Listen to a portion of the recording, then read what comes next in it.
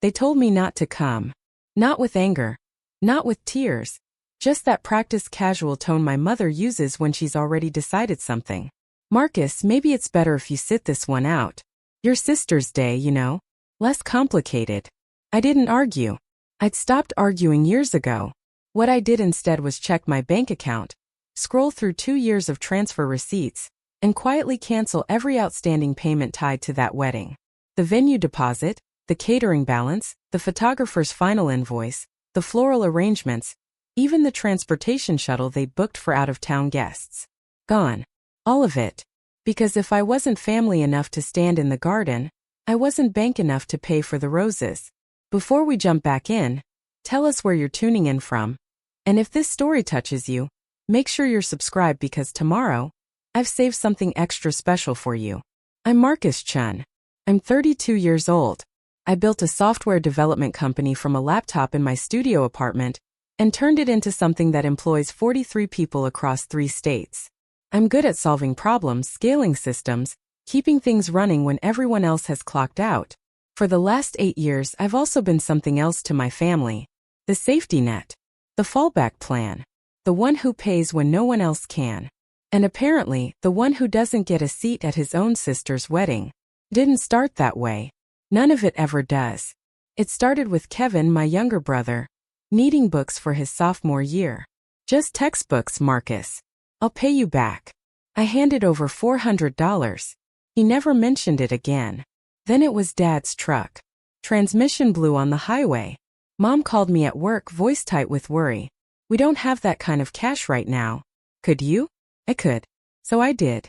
$2,200 to a mechanic in Gresham who didn't ask questions.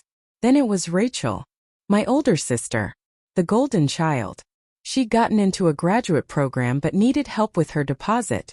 It's an investment in my future, Marcus. You get that, right? I got it. I wired $3,000 that same afternoon. What I didn't get, not then, was that I just opened a door I'd never be able to close. 'Cause after that, it wasn't asking anymore. It was assuming. The calls came in with that same soft expectation. We need help with the roof. Marcus will handle it. Kevin's car got towed. Marcus can get it out. Rachel's moving into a new place and the landlord wants first, last, and deposit. Marcus has it covered. And I did. Every single time. I covered it, fixed it, wired it, handled it. I told myself it was temporary, that they'd get back on their feet, that this was what family did. But somewhere along the way I stopped being Marcus. I became a function, a resource, an ATM with a brother's name. They stopped asking how I was doing, stopped visiting my office when I expanded into a real space with glass walls and a view of the river, stopped congratulating me when I landed my first 6-figure contract. Not because they were cruel, but because my success had become their entitlement. I was doing fine, so they didn't need to worry. And if I was doing fine, then I could keep giving. The worst part wasn't the money. I made good money. The worst part was realizing I'd become invisible in every way that mattered. They didn't see my work. Didn't see the late nights or the risk I took walking away from a stable job to build something of my own. They saw a checking account, a solution, a convenience. When I tried to talk about a project I was proud of, Dad would nod absently and then ask if I'd seen the email about Kevin's dental bill. When I mentioned feeling burned out, Mom would sigh and say, "Well, that's the price of success, honey." Then she'd pivot to Rachel's engagement party and how they still needed a little help with the venue. Rachel got engaged 14 months ago. Derek proposed on a beach in Costa Rica. She called me from the airport on her way back, voice bubbling with excitement. "I'm getting married, Marcus. Can you believe it?" I told her I was happy for her. I was. Rachel had always been the favorite. The one who got the attention, the forgiveness, the benefit of the doubt. She was charming in a way I never learned to be. Warm where I was quiet. Social where I was solitary. Growing up I accepted it. She was older. She was easier to love. I didn't resent her for it. I just learned to be useful instead. The wedding planning started small. Mom mentioned they'd found a beautiful estate along the river. Riverside Gardens, she said. It's perfect, but it's a little out of budget. I knew what was coming. I always knew. I asked how much. She named a number. I transferred it the next day. Then came the photographer. The dress. The cake. The jazz ensemble because Rachel had always loved live music. The signature cocktails. The welcome bags for the guests. The rehearsal dinner at some bistro downtown that charged $60 a plate. Every time, the request came wrapped in excitement. Isn't this amazing, Marcus? Can you believe how beautiful this will be? And every time I said yes. I kept a spreadsheet. Not because I wanted to throw it in anyone's face, but because I'd learned the hard way that memory is selective. Families rewrite history to fit the story they want to believe. I'd watched it happen with the truck, with Kevin's textbooks, with Rachel's grad school deposit. Conversations I remembered clearly would get blurred or dismissed. I never said that. You're misremembering. Are you sure? So I kept records. Dates, amounts, screenshots of text messages. I backed it all up in 3 places. I didn't know what I'd ever need it for. I just knew I needed it. By the time the wedding was 2 months out, I'd contributed over $70,000. Not loaned. Contributed. There were no payment plans, no IOUs, no promises to pay me back. It was just understood. Marcus has it. Marcus will take care of it. And I did. I took care of the florals when Rachel decided she wanted peonies instead of roses. I took care of the upgraded bar package when Derek's family requested top-shelf whiskey. I took care of the custom wedding website I designed and built myself because I thought maybe, just maybe, they'd appreciate the personal touch. I added a photo gallery, a timeline of Rachel and Derek's relationship, a section for RSVPs. I spent 2 weekends on it. Rachel sent a thumbs-up emoji in response. 3 weeks before the wedding, I got a call from Mom. It was a Tuesday. I was in a meeting with a new client, but I stepped out because she'd called twice. I figured it was urgent. I answered in the hallway, still holding my notepad. Hey Mom. What's up? There was a pause. That kind of pause that means she's choosing her words carefully. So she started. We've been talking. Your father and I. And Rachel. Her tone shifted, got softer. More delicate. We think maybe it would be easier if you didn't come to the wedding. I didn't respond right away. I thought I'd misheard. Easier for who? For everyone, she said. You know how you are, Marcus. You're not really a people person. And Rachel's worried you'll feel out of place. There's going to be a lot of Derek's family, a lot of socializing. We just thought it might be better. Less stressful for you. I felt something cold settle in my chest. Not anger. Not yet. Just a clarity I hadn't felt in years. You're uninviting me. She laughed. A light, dismissive sound. Don't be dramatic. We're not uninviting you. We're just saying you don't have to feel obligated. You've done so much already. This way you can relax. Enjoy your weekend. I stood there in that hallway, staring at the gray carpet under the fluorescent lights, and I realized she actually believed what she was saying. She thought she was doing me a favor. That I'd be relieved. That I'd thank her for the out. I asked her a question. I kept my voice level. Did Rachel ask for this? Another pause.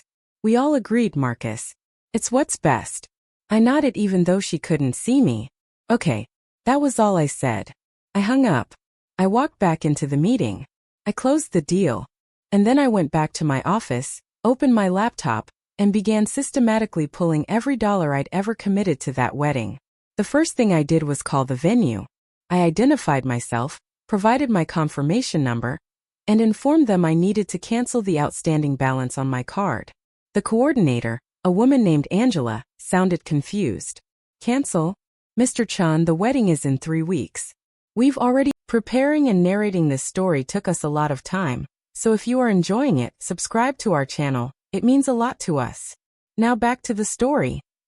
Allocated resources. I understand, I said calmly. But I'm the one who made the payment, and I'm withdrawing my authorization. She put me on hold. Came back 5 minutes later with a manager. They tried to negotiate. Tried to explain the cancellation policy. I let them finish.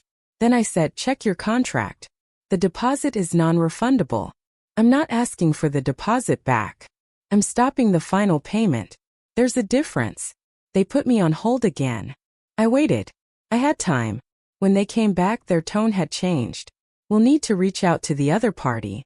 To Miss Chen. You do that, I said. And I hung up. Next was the photographer. A guy named Sam who did high-end wedding shoots and charged accordingly. I'd paid half up front. The other half was due the week of the wedding.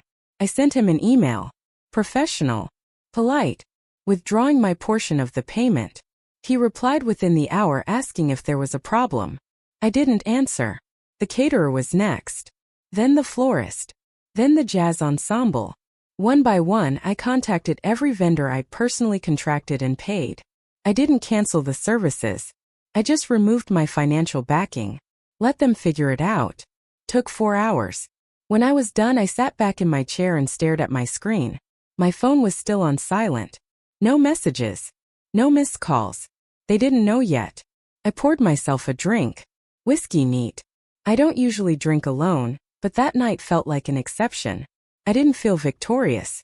I didn't feel vindicated. I felt tired. Hollowed out.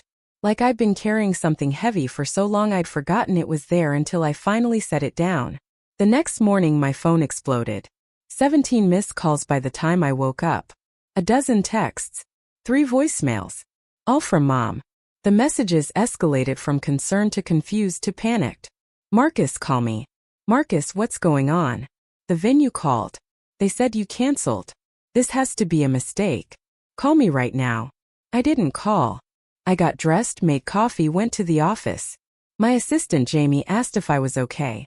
I looked that off. I told her I was fine. She didn't believe me, but she didn't push. Around noon, Rachel called. I let it ring. She called again. And again. On the 4th attempt, I answered. What the hell, Marcus? Her voice was sharp. High-pitched. The venue is threatening to cancel. The photographer says we owe him $4,000. Mom is losing her mind. What did you do? I didn't do anything, I said. I withdrew my payments.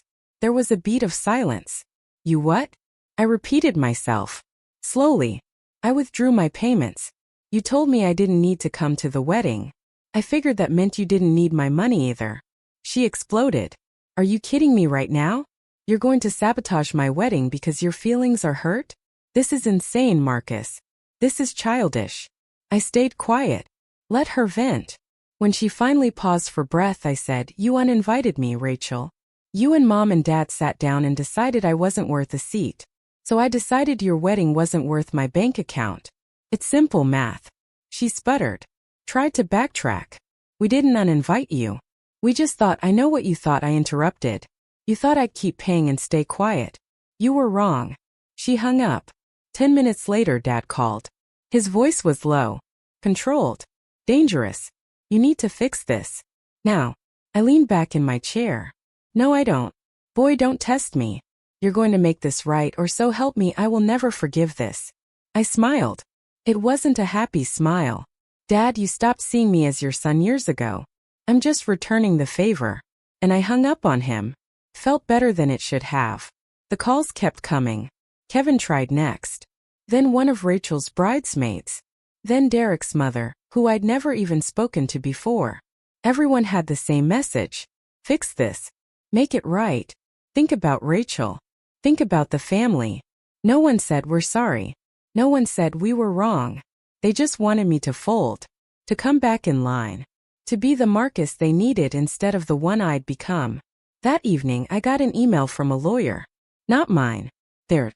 It was a formal letter outlining potential legal action for breach of verbal contract and financial damages. I forwarded it to Jonathan Park, my attorney, with a single line. Handle this. He called me 20 minutes later laughing. Marcus, they don't have a case. Verbal contracts for gifts aren't enforceable. And you have documentation proving you made voluntary contributions. This is a scare tactic. Let me respond. I told him to go ahead. Jonathan sent back a letter the next day. It was polite, professional, and devastating. It outlined every payment I'd made, every text message where I'd been voluntarily offered to help, and every instance where repayment was never discussed. It concluded with a single line. Mr. Chen has no legal or moral obligation to continue funding an event from which he has been explicitly excluded. If further harassment continues, we will pursue our own legal remedies. That shut them up. For 2 days. Then Mom showed up at my office. I was in the middle of a video call with a client in Seattle when Jamie knocked on my glass door. She looked uncomfortable, which was unusual. Jamie had been with me for 3 years and wasn't easily rattled. I muted my mic and looked up. Your mother is here, she said quietly. She's in the lobby. She says she's not leaving until you talk to her. I glanced at my screen, at the client waiting patiently on the other end. Tell her I'm in a meeting. Jamie nodded and disappeared. 5 minutes later she was back. She's still here. She's crying. Closed my eyes for a second, then unmuted my mic. I apologized to the client, told him something urgent had come up and rescheduled. He was understanding. I wasn't. Mom was sitting on the gray couch near the reception desk when I came out. Her eyes were red, tissue balled up in her hand. She stood when she saw me, and for a moment she looked small. Fragile. I'd never thought of my mother as fragile before. She'd always been the steady one, the planner, the one who held everything together. But standing there in my lobby, she looked like someone who'd lost something and didn't know how to get it back. Marcus, she said. Her voice cracked. Please, can we talk? I didn't want to make a scene. Not in front of my team. So I nodded toward the small conference room off to the side. She followed me in. I closed the door but didn't sit. She did, perched on the edge of a chair like she might need to run. I stayed standing, arms crossed. She looked at me for a long moment, and I could see her trying to figure out what to say. How to say it. Finally she spoke. This isn't like you. I raised an eyebrow. What isn't like me? This, she gestured vaguely. Punishing your sister. Holding money over our heads. We raised you better than this. I felt something shift inside me. Not anger. Something colder. You raised me to be useful, I said. You raised me to say yes. To fix things. To stay quiet and write the checks. And I did. For 8 years I did exactly what you raised me to do. She shook her head. That's not fair. We never asked you to. Yes you did, I interrupted. You asked me every single time. And when I gave, you didn't say thank you. You just asked for more. She opened her mouth to argue, but I kept going. When was the last time you asked me how I was doing, Mom? Not how my business was doing. Not if I could help with something. Just how I was. As a person. She stared at me. I could see her mind working, trying to remember. She couldn't. Because it hadn't happened. Not in years. I continued, my voice steady. You know what hurts the most? It's not the money. It's not even being uninvited to the wedding. It's that you all sat around a table, talked about me, and decided I wasn't worth including. And then you called me and pretended you were doing me a favor. Like I was some burden you were graciously releasing. She wiped her eyes. We thought you'd be uncomfortable. You're always so quiet at family events. You never seem to enjoy yourself. I laughed. It came out harsher than I intended. I'm quiet because every family event turns into a financial planning session. Last Thanksgiving I couldn't finish my plate before Dad started talking about refinancing the house. At Rachel's engagement party, Kevin pulled me aside to ask for a loan before I'd even congratulated her. I don't enjoy myself because I'm not there as your son or Rachel's brother. I'm there as your accountant. She flinched. That's not true. Isn't it? I leaned against the table. Tell me one thing you know about my life right now. One thing that doesn't involve money. What project am I working on? What have I been stressed about? What did I do last weekend? Silence. She looked down at her hands. I waited. She didn't answer because she didn't know. And that, more than anything, told me everything. I'm not punishing Rachel, I said quietly. I'm protecting myself. You can't keep taking from someone and then act surprised when they have nothing left to give. She stood up and for a second I thought she might hug me. But she didn't. She just looked at me with something like disappointment and said, Your father is right. You've changed. And she left. I stood there in that empty conference room for a long time after she was gone. The sun was starting to set through the windows, casting long shadows across the table. I wasn't sure if she meant I'd changed for the worse, or just that I'd changed into someone she didn't recognize. Either way, she wasn't wrong. I had changed. I'd stopped pretending that love and obligation were the same thing. I walked back to my office, closed the door, and pulled up the folder on my desktop labeled family. It was everything. Every receipt, every text message, every email request. I'd been keeping it for 2 years. Ever since I realized my memory of events never matched theirs. I opened a new document and started writing. Not for them. For me. A timeline of everything I'd given, everything I'd sacrificed, and everything I'd lost in the process. Took me 3 hours. By the time I finished, it was dark outside. My office was empty. Everyone had gone home. I sat there reading through what I'd written, and I realized something. I'd been waiting for them to see me, to acknowledge me, to thank me, but they never would. Not because they were cruel, but because they'd never had to. I'd made it too easy. I'd removed every consequence, every boundary, every reason for them to treat me like anything other than a resource. And that was on me as much as it was on them. The wedding was 12 days away. I didn't hear from anyone for 3 of them. I assumed they were scrambling, trying to figure out how to cover the costs I'd pulled. Part of me wondered if they'd cancel. Part of me hoped they would.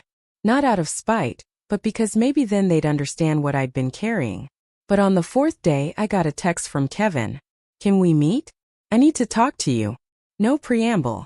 No apology. Just a request. I almost ignored it.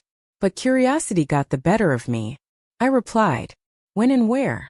We met at a coffee shop near my apartment. Neutral ground. Kevin was already there when I arrived, sitting at a corner table with 2 cups in front of him. He'd ordered for me. Black coffee, no sugar. He remembered. I sat down across from him and didn't touch the cup. He looked rough. Tired. His hair was longer than usual, and he had that look people get when they've been arguing a lot and losing. "Thanks for coming," he said. I didn't respond. He took a sip of his coffee, buying time. "Look, I know you're pissed. And you have every right to be. But Rachel's a mess. Mom's having panic attacks. Dad hasn't spoken to anyone in days. This is tearing the family apart." I leaned back in my chair. "And what do you want me to do about that?" He blinked like the answer was obvious. "Fix it. Put the money back. Come to the wedding. Let's just move past this." I stared at him. "Move past it?" He nodded. "Yeah. I mean, what's done is done, right? We can't change it. But we can move forward." I felt that coldness again. The same one I'd felt in the hallway when Mom called. "Kevin, do you know how much I've given this family in the last 8 years? He shifted uncomfortably. "I don't know." "A lot?" $87,000, I said. "Not counting the small stuff. Not counting the dinners I paid for or the gas money or the random emergencies. 87,000. He stared at me. His mouth opened then closed. "I don't think it's that much."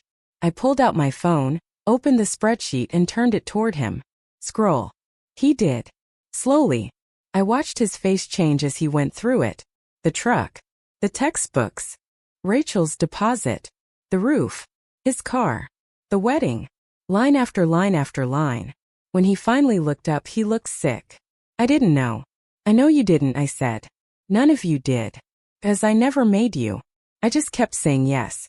And you all kept asking." He pushed the phone back toward me. "So what do you want?" "An apology." "I want you to stop pretending I'm the problem," I said. "I want you to admit that you all took me for granted. That you saw me as a wallet, not a brother. And I want you to understand that I'm done. I'm not paying for the wedding. I'm not covering anyone's bills. I'm not the safety net anymore." He looked down at his coffee. What if I said I was sorry? Would that change anything? I thought about it. Honestly, would it? If Kevin sat there and apologized, really apologized, would I go back? Would I undo what I'd done? I shook my head. No, because you're not sorry. You're scared. There's a difference. He didn't argue. He just sat there looking defeated. After a long silence, he said, "Rachel's going to have the wedding. Derek's parents are covering most of it now. She's furious, but it's happening." I nodded. "Good. She should have it. It's her day." He looked at me like he was trying to figure out if I meant it. I did. I wasn't trying to ruin Rachel's wedding. I just wasn't going to fund it. There's a difference. He stood up, left his coffee on the table, and walked out without another word. I sat there for a while longer, staring at the cup he'd bought me. It had gone cold. That night I got an email. No subject line. Just an attachment.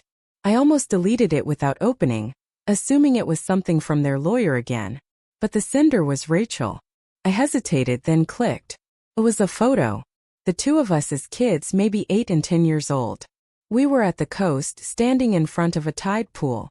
I was holding a starfish and she was laughing at something off camera. I didn't remember the day. Didn't remember what we'd been laughing about or who took the picture. But I remembered the feeling. The simplicity of it. Before everything got complicated. Before money and expectations and resentment. There was no message attached. Just the photo. I stared at it for a long time, then closed my laptop. The wedding happened on a Saturday in late September. I didn't go. I spent the day hiking up in the gorge, phone turned off, alone with my thoughts. It was one of those perfect fall days where the air is crisp, and the leaves are just starting to turn. I stopped at a viewpoint overlooking the river and sat on a rock for a while.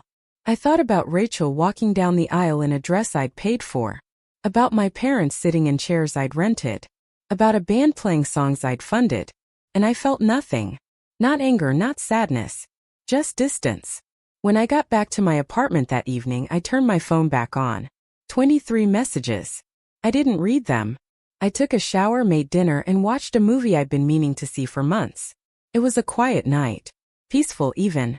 For the first time in years, I wasn't waiting for someone to need something. I wasn't bracing for the next request. I was just existing. And it felt like freedom. 3 days later, I got a call from Jonathan. He sounded amused. "You're not going to believe this." "What?" "Your parents are trying to claim the house." I sat up. "What house?" "The one you bought for them 4 years ago. Apparently, they've been telling people it's theirs. They're trying to transfer the deed to Rachel as a wedding gift." I felt my jaw tighten. "Can they do that?" "Not legally," Jonathan said. "It's in your name. But they filed paperwork anyway. I'm guessing they thought you wouldn't notice or wouldn't fight it." I closed my eyes and took a breath. "Fight it?" He paused. "You sure? This is going to get ugly." "It already is," I said. "And I'm done pretending it isn't." Jonathan filed an injunction the next day. The paperwork was clear. The house was mine. I'd purchased it outright when my parents were underwater on their mortgage and facing foreclosure. They'd been behind on payments for 2 years, too proud to tell anyone until the bank sent the final notice. I'd stepped in, paid off the balance, and put the house in my name with a legal agreement. They could live there as long as they wanted rent-free, but they couldn't sell it, mortgage it, or transfer it. It was protection. For them and for me. I never thought I'd have to enforce it. But when Jonathan sent over the documents my parents had filed, I realized they'd been planning this for months. Long before the wedding. Long before they uninvited me. They'd been setting up the transfer quietly. Forging signatures, backdating forms. They hadn't just assumed I'd roll over. They'd actively tried to cut me out. When I saw the paperwork, I didn't feel betrayed. I felt vindicated. Because it confirmed what I'd been afraid to admit. They'd never seen me as family. They'd seen me as a means to an end. And when I stopped being useful, they tried to take what was left. The injunction was granted within 48 hours. My parents received a cease and desist letter from Jonathan with a very clear message. Any further attempts to fraudulently transfer property would result in criminal charges. I didn't call them. Didn't explain. Just let the lawyers do the talking. That's when the real fallout began. My phone rang nonstop for a week. Messages piled up. Voicemails ranged from angry to pleading to threatening. Dad called me a traitor. Mom said I was breaking her heart. Kevin said I'd gone too far. Rachel didn't call at all. She sent one text. "You've destroyed this family." I didn't reply. Because the truth was I hadn't destroyed anything. I just stopped holding it together. 2 weeks after the wedding, I was sitting in my office when Jamie buzzed me. "There's a woman here to see you. Says her name is Diane Sullivan." I frowned. I didn't know anyone by that name. "Send her in." A woman in her mid-50s walked in, well-dressed, carrying a leather bag. She smiled politely and extended her hand. "Mr. Chen, thank you for seeing me. I'm Derek's mother." I shook her hand, confused. "Mrs. Sullivan, what can I do for you?" She sat down, smoothed her skirt, and looked at me with an expression I couldn't quite read. "I wanted to meet the man who paid for my son's wedding." I felt my stomach drop. She continued, her tone measured. "Derek told me everything. About how your family treated you. About the money. About them uninviting you." She paused. "I want you to know that if I'd known, I would have stopped it. I would have insisted you be there." I didn't know what to say. She reached into her bag and pulled out an envelope. "This is a check. It's for $70,000. It's not everything you spent, but it's what we could reasonably cover. Derek and I talked and we agreed. You shouldn't have been put in that position. I stared at the envelope. I can't take this. Why not? Because it wasn't your responsibility. It wasn't yours either, she said gently. But you took it on anyway. Let me do the same. I looked at her, this stranger who understood more in 5 minutes than my own family had in 8 years. I took the envelope, not because I needed the money but because refusing it felt like insulting the gesture. Thank you. She stood. I hope someday your family realizes what they lost. And I hope you find people who see you for who you are, not what you can give. She left, and I sat there staring at the envelope for a long time. That night, I deposited the check and donated the entire amount to a nonprofit that helped young entrepreneurs start their own businesses. Felt right, like closing a circle. The months that followed were quieter than I expected. My parents stopped calling. Kevin sent occasional texts that I rarely answered. Rachel unfriended me on social media.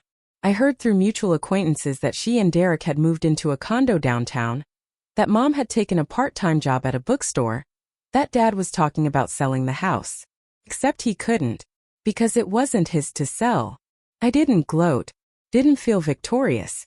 I just felt separate, like I'd been cut free from something I'd been tangled in for so long I'd forgotten what it felt like to move without resistance.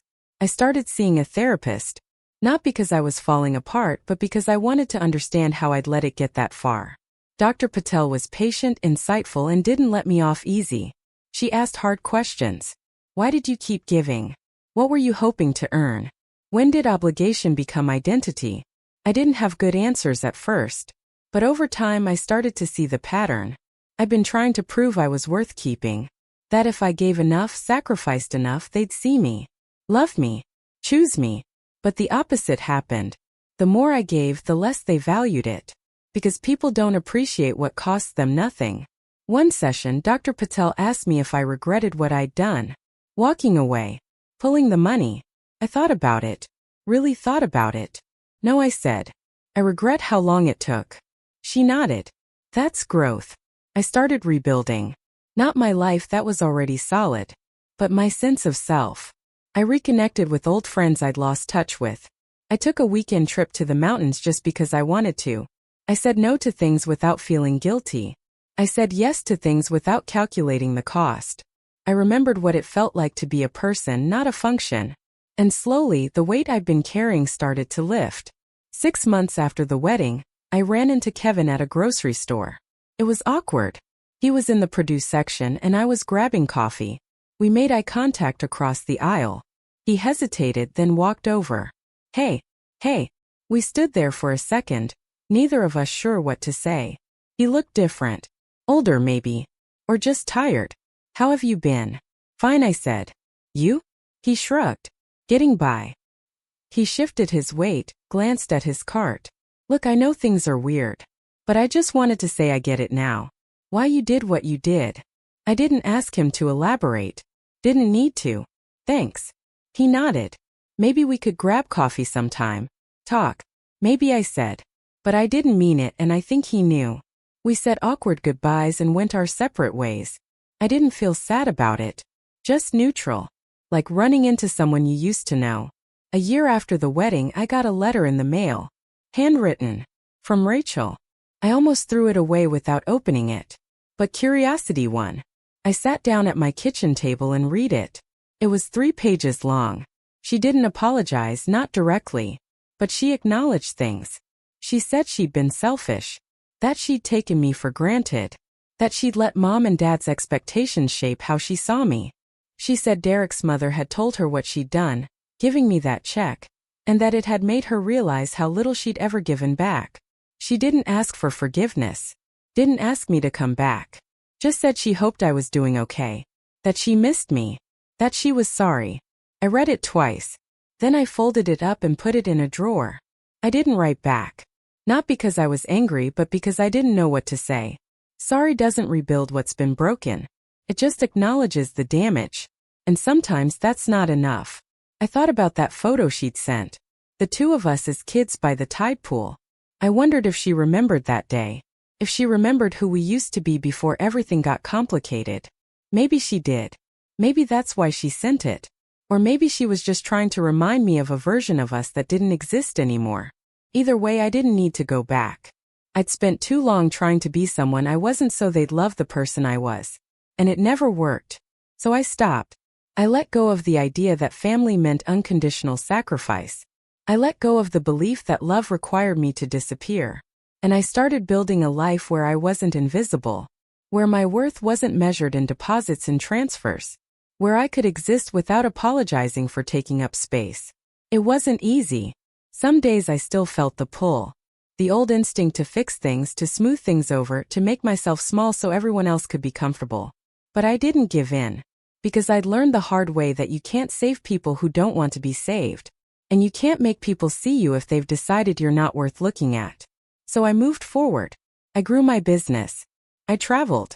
I made new friends who valued me for who I was, not what I could provide. I laughed more. Stressed less. And slowly, I became the version of myself I'd been too busy to notice before. The version who didn't need permission to exist.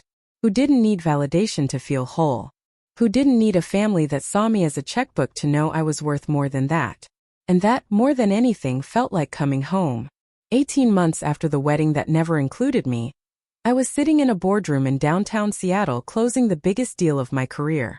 The client was a healthcare logistics company looking to overhaul their entire software infrastructure, and they'd chosen my firm over 3 competitors, including one with 10 times our revenue. When the contracts were signed and the handshakes exchanged, I walked out of that building into the rain feeling something I hadn't felt in a long time. Pride that had nothing to do with anyone else's approval. This was mine. Built by my hands, my vision, my refusal to quit when things got hard. No one in my family knew about this deal. No one had asked how work was going. And for the first time, that didn't bother me. I celebrated that night with my team. We rented out a small restaurant on the waterfront. And I watched my employees laugh and toast and talk about what this contract meant for the company. Jamie gave a speech thanking me for taking a chance on her when she was fresh out of school. My lead developer, Marcus, not the same name as mine but close enough that we joked about it, talked about how he'd left a corporate job to work for me because he believed in what we were building. These people saw me. Not my bank account. Not my usefulness. Just me. And sitting there surrounded by them, I realized I'd built a family of my own. One that didn't require me to bleed for belonging. When I got home that night, there was a package outside my door. No return address. Just my name written in handwriting I recognized immediately. My mother's. I picked it up, unlocked my door, and set it on the kitchen counter. I stared at it for a long time before opening it. Part of me didn't want to.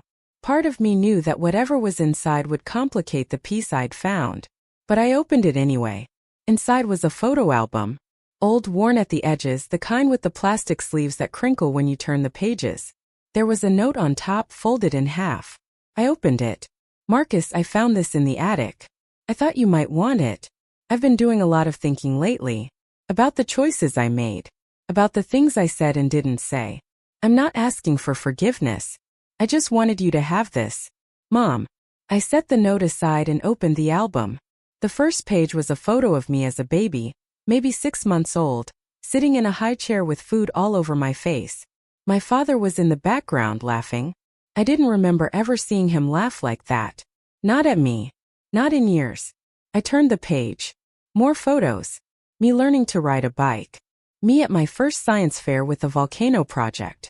Me graduating high school, standing between my parents, all of us smiling. I kept turning pages. Each one a memory I'd either forgotten or rewritten in my mind. There were photos of Rachel and me building sandcastles. Of Kevin and me playing video games on the living room floor. Of family dinners where everyone looked happy. I stared at these images of a life I barely recognized. Had we really been that close once? Or was I just remembering it wrong? Maybe both. Maybe families are like that. Complicated. Layered. Capable of deep love and deep harm all at once. I closed the album and put it back in the box. I didn't know what to do with it. Didn't know if keeping it meant holding on or if throwing it away meant letting go. So I just left it on the counter and went to bed. The next morning, I woke up to a text from a number I didn't recognize. This is Derek. Rachel's husband. Can we talk? I stared at the message for a while. Derek and I had never spoken directly. Everything I knew about him came secondhand from family conversations before everything fell apart. He was an accountant. Quiet. Pragmatic. Rachel said he balanced her out, kept her grounded. I wondered what he wanted. I almost didn't respond. But curiosity, that same curiosity that made me open my mother's package, made me type back. About what? His response came quickly. About what happened. About what I didn't know was happening. I'd like to explain. No pressure. Just coffee if you're open to it. I thought about it. What did I have to lose? I'd already lost everything that mattered from that part of my life. A conversation couldn't make it worse. I agreed to meet him the following Tuesday at a cafe near my office. When I arrived, he was already there, sitting at a corner table with 2 cups of coffee. He stood when he saw me, extended his hand. Marcus, thanks for coming. I shook his hand and sat down. He looked nervous, kept adjusting his watch, glancing at his coffee cup like it might give him answers. I didn't make it easy for him. I just waited. Finally, he spoke. I need you to know I didn't know about any of it. Rachel told me you were helping with the wedding, but she made it sound like you offered. Like you wanted to. I didn't know they uninvited you. I didn't know how much you'd actually paid. I didn't know until after, when my mom told me what she'd done, giving you that check. I looked at him. And what did Rachel say when you found out? He looked down. She said you were overreacting. That you'd always been sensitive about money. That the family was just trying to protect you from feeling obligated. I felt that familiar coldness settle in. Protect me. He must have seen something in my face because he quickly added I didn't believe her. I pushed. I asked questions. And the more I learned, the more I realized she'd been lying. Not just to me. To herself. She'd convinced herself that you were fine. That you didn't mind. That you were just being generous. But when I saw the spreadsheets, when I saw how much you'd actually given, I knew it was more than that. You were being used. I didn't respond. He continued. I tried to talk to her about it. Told her we needed to make it right. But she shut down. Said it was family business and I wouldn't understand. We fought about it for months. Still do sometimes. Why are you telling me this? I asked. Because you deserve to know that not everyone thought what they did was okay. And because I wanted to apologize. Even though it wasn't my family, I benefited from it. I stood at that altar in a suit you paid for, ate food you paid for, celebrated a day you made possible. And you weren't even there. That's not right. I studied him. He seemed genuine. But I'd learned the hard way that seeming genuine and being genuine were 2 different things. What do you want from me, Derek? Nothing, he said. I don't want anything. I just wanted to say I'm sorry. And to tell you that my mom was right. You shouldn't have been put in that position. And for what it's worth, Rachel knows it too. She just doesn't know how to say it. We sat in silence for a moment. Then I asked, how is she? He hesitated. Honestly, not great. She's been struggling. The wedding was beautiful, but everything after has been hard. She feels guilty. About you. About how things ended. But she's too proud to reach out. I thought about the letter she'd sent. The one I never responded to. Maybe that was her reaching out. Maybe I just hadn't wanted to see it. Does she know you're here? I asked. He shook his head. No. She'd probably be mad if she knew. But I needed to do this. For me. Not for her. I nodded. I appreciated that. The honesty. We talked for another 20 minutes. About nothing heavy. About work, about the city, about the Blazers' terrible season. It was strange, sitting across from the man who married my sister, talking like acquaintances who might become friends. When we parted ways, he said, if you ever want to talk to her, really talk, I think she'd listen now. I didn't make any promises. Just said I'd think about it. That night, I pulled out Rachel's letter again. Read it a 3rd time. There was something in the way she wrote about missing me that felt real. Not performative. Not manipulative. Just sad. Like she'd lost something she didn't know how to get back. I thought about writing back. Drafting responses in my head. But every version felt either too cold or too forgiving. I didn't want to pretend everything was fine. But I also didn't want to hold on to anger that was eating me from the inside. So I did something different. I called Dr. Patel and scheduled an extra session. We talked about forgiveness. Not the kind where you pretend nothing happened. but the kind where you acknowledge the hurt and decide it doesn't get to define you anymore. She asked me what I wanted, not what I thought I should want, not what would make me look good or generous or mature, just what I actually wanted. I thought about it for a long time. I want them to understand, I finally said. I want them to see what they did. Not so they'll grovel or beg me to come back, but so they'll know, so they'll carry it, so they'll do better with the people they have left. She nodded. That's fair. But you can't control whether they understand. You can only control whether you're still waiting for them to. That hit me harder than I expected. Because she was right. I was still waiting. Still hoping that one day they'd wake up and realize what they'd lost. That they'd come to me with real apologies and real change and real understanding. But what if they never did? What if they went the rest of their lives believing they were the victims in this story? Could I live with that? I didn't know. But I was starting to think I'd have to. Dr. Patel gave me homework. Write a letter to each of them. Not to send. Just to write. Say everything I needed to say without worrying about their reactions or whether it would fix anything. Just get it out. So I did. I spent a weekend writing. 4 letters. 1 to Mom. 1 to Dad. 1 to Rachel. 1 to Kevin. Each one was different. Mom's was the longest. I wrote about feeling invisible. About the years of showing up and being overlooked. About the phone call that uninvited me and how casually she delivered it. About the house and the betrayal and the realization that she'd never seen me as a son, just a solution. I wrote about the album she sent and how it made me sad more than angry, because it showed we'd once had something real, and she'd let it dissolve into transactions. Dad's letter was shorter. Angrier. I wrote about his toast at family dinners where he'd brag about Rachel's achievements and Kevin's potential but never mention mine. About how he taught me that success without a traditional path didn't count. About the text he sent saying I'd regret this and how wrong he was. I didn't regret it. I regretted all the years I spent trying to earn his respect when he'd already decided I wasn't worth it. Rachel's letter was the hardest. Because I didn't hate her. I was angry, yes. Hurt, absolutely. But underneath all of that was grief. Grief for the relationship we used to have. For the sister who used to call me just to talk, not just when she needed something. I wrote about the wedding. About being erased from the narrative while funding the whole story. About the letter she sent and how much I wanted to believe it but couldn't trust it. About how I missed her but didn't know if the person I missed still existed. Kevin's letter was sad. He'd always been the baby of the family. The one everyone protected and enabled. I wrote about watching him drift through life without consequences because someone always caught him. Usually me. I wrote about the coffee shop conversation and how he said he understood but I didn't think he really did. Understanding requires change. And as far as I knew, he was still the same Kevin. Still asking, still taking, just asking someone else now. When I finished writing, I felt lighter. Not healed, but less heavy. I put the letters in a folder and filed them away.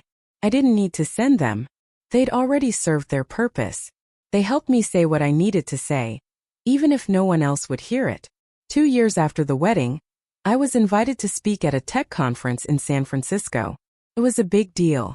The kind of opportunity that could raise my company's profile significantly. I accepted and spent weeks preparing my presentation. It was about scaling small businesses, about taking risks, about building something sustainable without losing yourself in the process. The day of the talk, I was backstage going over my notes when my phone buzzed. A text from an unknown number. Hey Marcus. It's Rachel. I know this is random, but I saw you're speaking at TechConnect today. I'm in the city for work. Would love to see you if you have time. No pressure. I stared at the message. My first instinct was to ignore it, to focus on my talk and not let this distract me. But something made me respond. I'm speaking at 2. Free after 3 if you want to meet. Her reply came immediately. I'll be there. She didn't come to my talk. At least I didn't see her in the audience. But when I walked off stage after what might have been the best presentation of my life, she was waiting in the hallway. She looked different. Older, more tired. Her hair was shorter. She wasn't wearing the kind of polished outfit she used to favor. Just jeans and a sweater. She looked more real somehow. Marcus, she said. That was incredible. I wasn't expecting the compliment. Threw me off balance. Thanks. We stood there awkwardly. Two people who used to know everything about each other, now strangers with shared history. Want to grab a drink? She asked. I hesitated, then nodded. We found a quiet bar a few blocks away. Ordered drinks. Sat across from each other in a booth that felt too small and too big all at once. She spoke first. I'm not going to pretend this isn't weird. It is weird, I agreed. She smiled. A sad small smile. I've started therapy. Been going for about 8 months now. It's helped. Helped me see a lot of things I didn't want to see. Like what? Like how selfish I was. How entitled. How I treated you like a bank and not a brother. She looked down at her drink. Derek told me he met with you 2 years ago. I was mad at first. But then I realized he did what I should have done. He apologized. I didn't say anything. She continued. I've been trying to figure out how to reach out. What to say. How to make it right. But everything I came up with felt empty. Like words couldn't fix what I broke. She looked up at me. So I decided to just be honest. I messed up. I took advantage of you. I let mom and dad treat you like you were less important because it benefited me. And when you finally stood up for yourself, I punished you for it. I called you selfish and dramatic and acted like you were the problem. But you weren't. I was. We all were. I listened. Waited for the but. The justification. The pivot to how hard things have been for her. It didn't come. She just sat there looking at me with eyes that actually seemed to see me for the first time in years. I don't expect you to forgive me, she said. I don't even know if I deserve the chance to ask. But I wanted you to know that I know. I know what I did. And I'm sorry. It was the apology I'd been waiting for. But hearing it didn't feel the way I thought it would. It didn't fix anything. Didn't erase the hurt. Just existed. A statement of fact. I took a sip of my drink. What do you want from me, Rachel? Nothing, she said. I'm not here to ask you to come back. Or to forgive me. Or to fix our relationship. I'm just here to tell you I'm sorry and that I saw your talk and I'm proud of you. Even if I have no right to be. We talked for another hour. Not about the past. About our lives now. She told me about her job, about the struggles in her marriage, about realizing she built a life that looked good on paper but felt empty. I told her about my company, about the deals I'd closed, about finding a version of myself I actually liked. It was the most honest conversation we'd had in a decade. When we parted ways, she hugged me.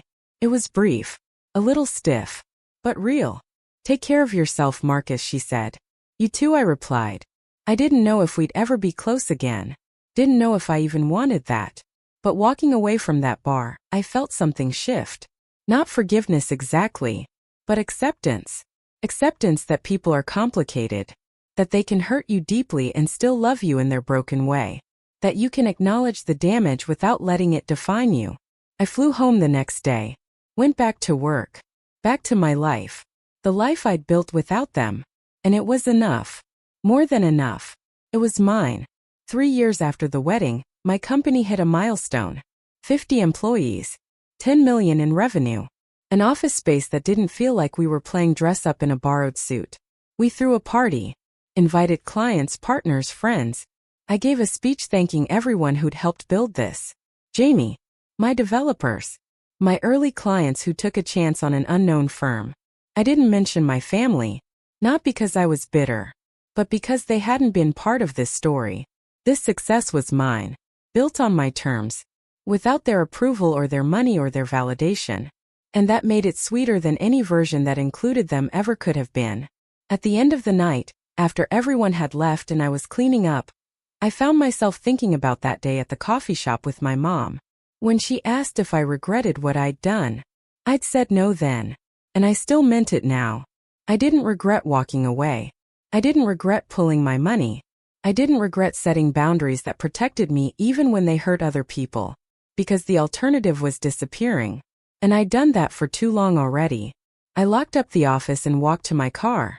The city was quiet. Peaceful. I drove home through empty streets, windows down, music playing. And for the first time in my entire life, I felt completely, entirely, unapologetically free. The years that followed were good ones. Not perfect, but good. I dated. Had relationships that didn't work out but taught me things. I traveled to places I'd always wanted to see. I invested in other small businesses run by people like me who just needed someone to believe in them. I became the mentor I'd wished I'd had. And slowly the hurt faded. Not completely. Hurt like that leaves a mark. But it stopped being the loudest thing in my head. I heard from Rachel occasionally. A text on my birthday. A congratulations when the company got written up in a tech magazine. I responded. Kept it cordial. We weren't close, but we weren't enemies either. We were just two people who used to be family and were now something else. Something undefined. Kevin reached out once. Asked if we could talk. I agreed. We met at the same coffee shop where we'd met years before. He looked better. More stable. He'd gotten a job. A real one. Was seeing someone seriously. Making plans. He didn't ask for money. Didn't ask for anything except maybe a chance to explain. He told me he'd hit rock bottom after I cut ties. That losing my support forced him to figure things out. That it was the worst thing that ever happened to him. I'm not saying thank you, he said. Because what I did, that wasn't okay. But I needed to tell you that I get it now. Why you left. Why you had to. I believed him. Or at least I believed he believed it. We didn't become close. But we stayed in contact. Small texts here and there. Updates on life. It was more than I expected and less than it used to be. And that felt right. My parents and I never reconciled. I saw my dad once by accident at a hardware store. We made eye contact across the aisle. He looked older. Grayer. Smaller somehow. He nodded. I nodded back. We didn't speak. Just went our separate ways. My mom sent a card every Christmas. Never wrote much. Just signed her name. I didn't respond. Didn't throw them away either.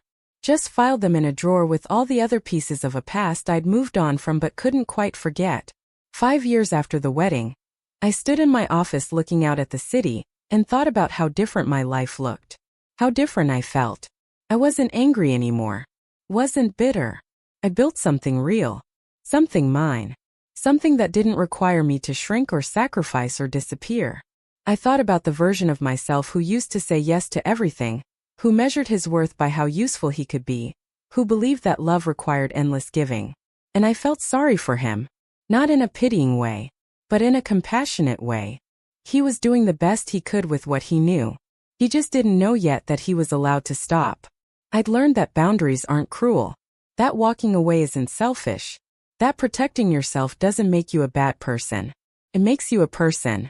One who understands that you can't pour from an empty cup, and that running yourself dry doesn't prove love.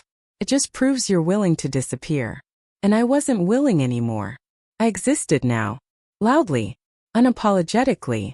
Without asking permission or waiting for approval. I existed on my own terms. And that, I'd learned, was the only way worth existing. Some people might read this and think I'm cold. That I gave up on family too easily. That I should have fought harder or forgiven faster or given more chances. But those people haven't spent years being the person everyone leans on and no one sees. They haven't felt the specific ache of being needed but not valued. They haven't stood in the room watching people laugh at their expense while wearing clothes they paid for. So I don't need them to understand. I just need them to respect that my choice was mine to make.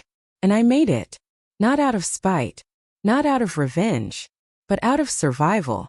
Because staying would have killed something in me. Something I wasn't willing to lose. My sense of self. My worth. My understanding that I mattered as more than what I could provide. It chose me. And I choose me again. Every single time. 7 years had passed since that phone call. The one where my mother told me it would be easier if I didn't come to Rachel's wedding. 7 years since I pulled every dollar I'd committed and walked away from a family that had stopped seeing me as anything more than a financial resource. In that time, I'd built something I never thought possible. Not just a successful company, but a life I actually wanted to wake up to. My firm had expanded to 4 cities. We'd been featured in Forbes and TechCrunch. I'd spoken at conferences across the country and mentored dozens of young entrepreneurs trying to do what I'd done. Built something from nothing. But success has a funny way of bringing ghosts back to your door. I was in my corner office on a Wednesday afternoon, reviewing quarterly projections with my CFO, when Jamie knocked. She had that look on her face again. The one that meant someone unexpected was here. Your father is. Downstairs, she said quietly. He doesn't have an appointment, but he says it's urgent. I felt my chest tighten. 7 years of silence, and he shows up unannounced at my office. I glanced at my CFO, Daniel, who was watching me carefully. We can pick this up later, he offered. I nodded. Tell him I'll be down in 5 minutes. I took those 5 minutes to breathe, to remind myself that I wasn't that person anymore. The one who jumped at every family emergency. The one who dropped everything to fix their problems. I was someone else now. Someone with boundaries. Someone who understood that urgent for them didn't mean urgent for me. When I stepped off the elevator into the lobby, my father was standing by the window. He looked older than I remembered. His hair had gone completely white and he'd lost weight. He was wearing a jacket I recognized from years ago, slightly worn at the elbows. When he turned and saw me, something flickered across his face. Relief, maybe. Or surprise that I'd actually come down. Marcus, he said. His voice was rougher than I remembered. Thank you for seeing me. I didn't move closer. Just stood there with my hands in my pockets. What do you want, Dad? He flinched at the directness. Maybe he'd expected me to make it easier for him. To smooth over the awkwardness like I used to. Can we talk somewhere private? I considered saying no. Considered telling him he'd had 7 years to talk and had chosen silence. But curiosity won out. There's a conference room on the 2nd floor. He followed me upstairs. We sat across from each other at a table that had hosted million-dollar negotiations. Neither of us spoke for a long moment. He kept looking around the room at the view of the river, at the framed awards on the wall. You've done well for yourself, he finally said. I didn't thank him. Just waited. He cleared his throat. I'm not here to ask for money. I felt my eyebrows raise. That was a first. Then why are you here? He looked down at his hands. Hands that used to seem so strong when I was a kid. Now they just looked old. Your mother is sick. The words hung in the air between us. I didn't react. Didn't gasp or lean forward or ask what was wrong. I just sat there waiting for him to continue. She has cancer. Pancreatic. They caught it late. The doctors are saying maybe 6 months, probably less. He looked up at me, and I saw something I'd never seen in my father's eyes before. Fear. She wants to see you. I felt a strange emptiness where I thought emotion should be. Not coldness exactly. Just distance. Like he was telling me about a stranger. Why now? I asked. Because she's dying, he said, voice cracking slightly. Because she has things she wants to say to you. Things I have, things I need to say. I leaned back in my chair. You've had 7 years to say whatever you needed to say. He nodded slowly. I know we have. We were wrong, Marcus. About everything. About how we treated you. About the wedding. About the house. About all of it. We were so wrong and I don't know how to fix it. I felt something stir in my chest. Not forgiveness. Something harder. You can't fix it. He looked like I'd slapped him. What? You can't fix it, I repeated. It's not a problem that needs solving. It's just what happened. It's the choice you made. The choice all of you made. You decided I wasn't important enough to include in my own sister's wedding. You tried to steal my house. You treated me like an ATM for years and then discarded me when I finally said no. Those are facts. They don't get fixed. They just exist. But she's dying, he said. And I heard the desperation creeping in. Don't you want to say goodbye? Make peace? I thought about it. Really thought about it. Did I want to see my mother one last time? Did I want to sit by her bedside and hear whatever deathbed confession she'd prepared? Did I want to give her the absolution she was probably hoping for? The answer surprised me. I don't know, I said honestly. Part of me does. Part of me wants to hear what she has to say. But another part of me, the bigger part, knows that seeing her won't change anything. It won't undo the hurt. It won't make the last 7 years disappear. It'll just be sad and uncomfortable and probably painful for both of us. So I don't know if I want that. My father's face crumpled. How can you be so cold? She's your mother. And you're my father, I said, my voice steady. But that didn't stop you from laughing when I wasn't invited to Rachel's wedding. It didn't stop you from trying to steal property I owned. It didn't stop you from treating me like I was disposable. Being family isn't magic. It doesn't erase consequences. He stood up abruptly, chair scraping against the floor. I came here hoping you'd grown up. That you'd moved past this childish grudge. But you're still the same selfish, ungrateful person you always were. There it was. The real reason he'd come. Not to apologize. Not to make amends.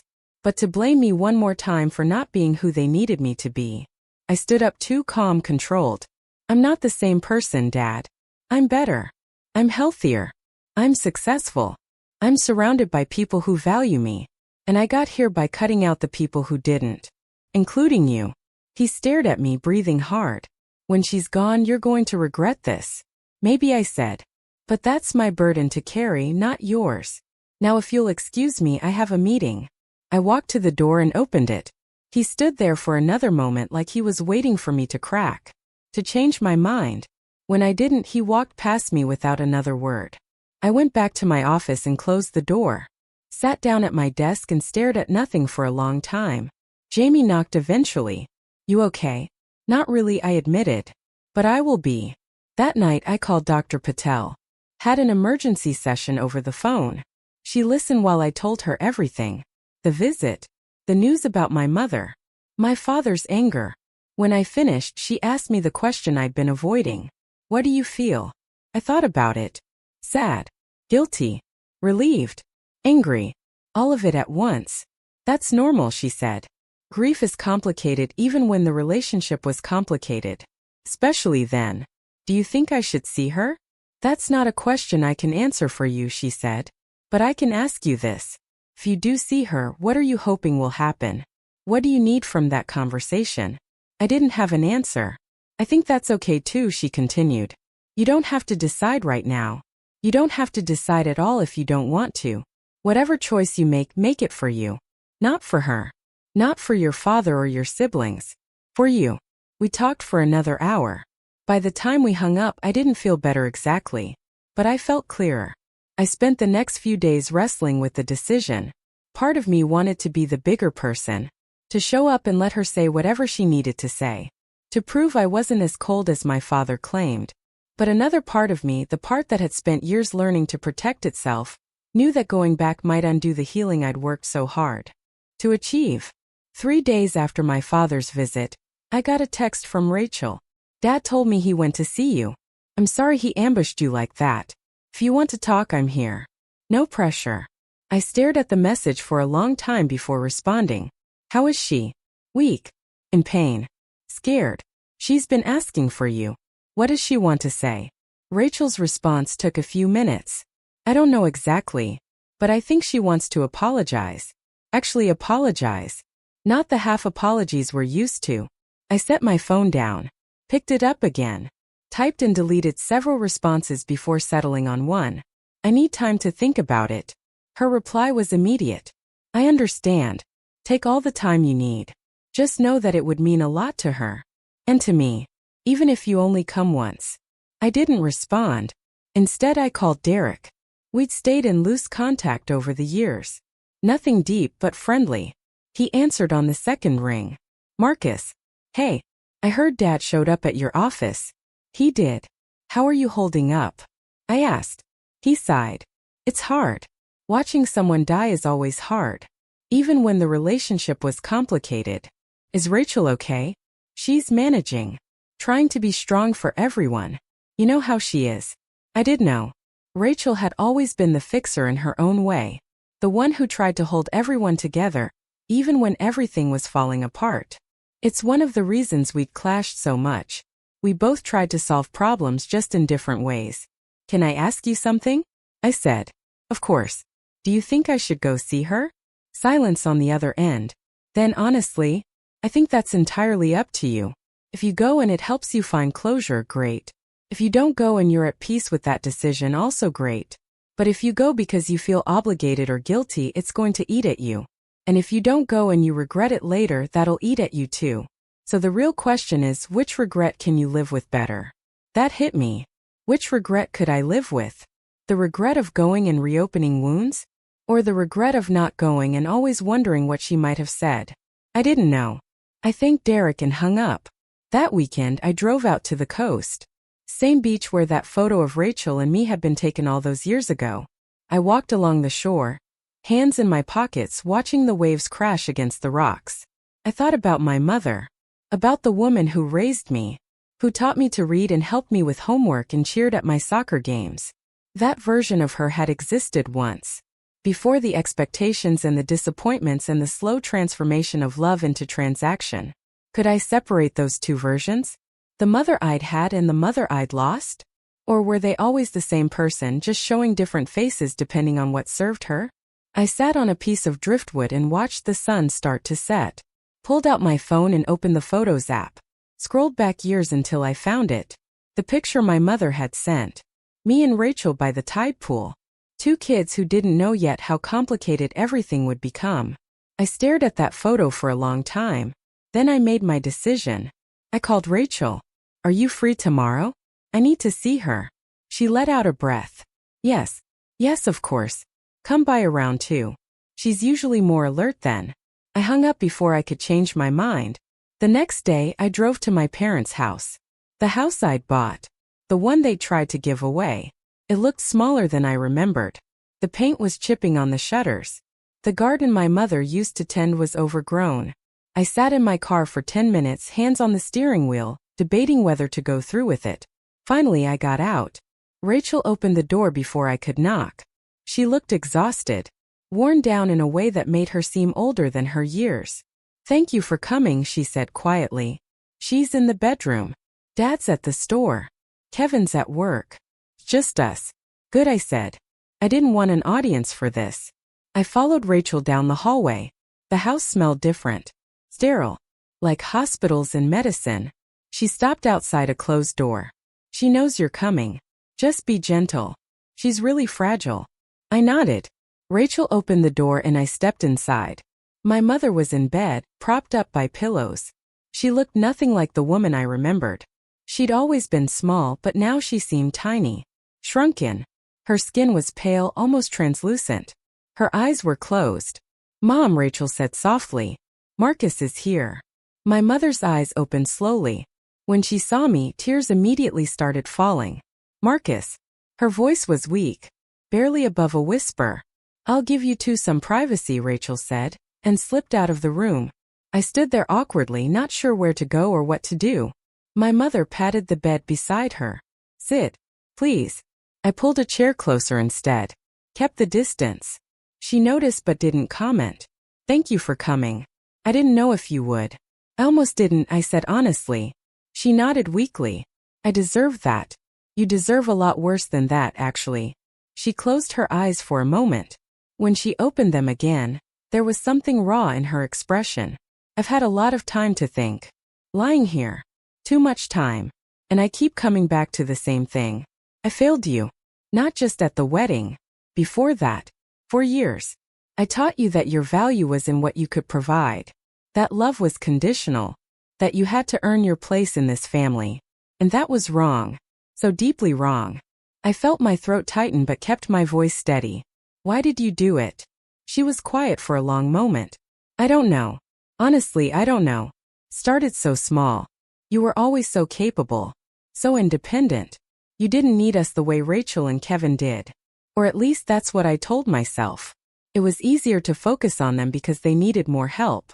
And you just handled everything on your own. But I see now that needing help and deserving attention aren't the same thing. You deserve to be seen. To be valued. And we didn't give you that. I asked for it, I said. Multiple times. I told you I felt invisible. I told you I was tired. You brushed it off every time. I know, she whispered. I know I did. I convinced myself you were being dramatic. That you'd get over it. I didn't want to look at my part in it. Didn't want to admit that I was using you. Because if I admitted that, I'd have to admit I was a bad mother. And I couldn't face that. So I just kept taking and telling myself you were fine with it. Even when it was obvious you weren't. The tears were coming faster now. When Richard came home and told me what you'd done, pulling the money from the wedding, I was furious. I called you selfish and ungrateful. But late at night, when everyone was asleep, I knew the truth. You weren't selfish. You were finally protecting yourself. And we hated you for it because it meant we had to face what we'd done. I sat there listening. Part of me wanted to interrupt. To argue or defend or throw all the hurt back in her face. But I didn't. I just let her talk. The wedding, she continued. That phone call. Telling you not to come. That was the worst thing I've ever done. And I've replayed it in my mind 1,000 times since. I told myself we were protecting you, that you'd be uncomfortable. But that was a lie. The truth was we didn't want you there because we knew we'd have to face you. Face what we'd taken. It was easier to exclude you than to acknowledge you. And I will regret that for whatever time I have left. She reached out a trembling hand toward me. I didn't take it. I'm not here to forgive you, I said quietly. She nodded. I know. I'm not asking for that. I just needed you to know that I see it now. I see what we did to you. And I'm sorry. So deeply sorry. We sat in silence. The only sound was her labored breathing and the faint hum of medical equipment. Finally I spoke. I spent years trying to earn your love. Trying to prove I was worth keeping. And no matter what I did, it was never enough. Do you know what that does to a person? To constantly give and never receive? To be needed but never valued? She nodded, more tears falling. I do now. Too late, I said. But you do. She looked at me with devastation in her eyes. Is there anything I can do? Anything at all? I thought about it. Really thought about it. No. There's nothing you can do. The damage is done. The years are gone. We can't get them back. But I can tell you this. I'm okay now. I built a life without you. A good life. And I'm proud of it. I'm proud of who I became when I stopped trying to be who you needed. That has to be enough for both of us. I stood up. She looked panicked. Are you leaving? I am. But I came. I heard you. And maybe that's all we get.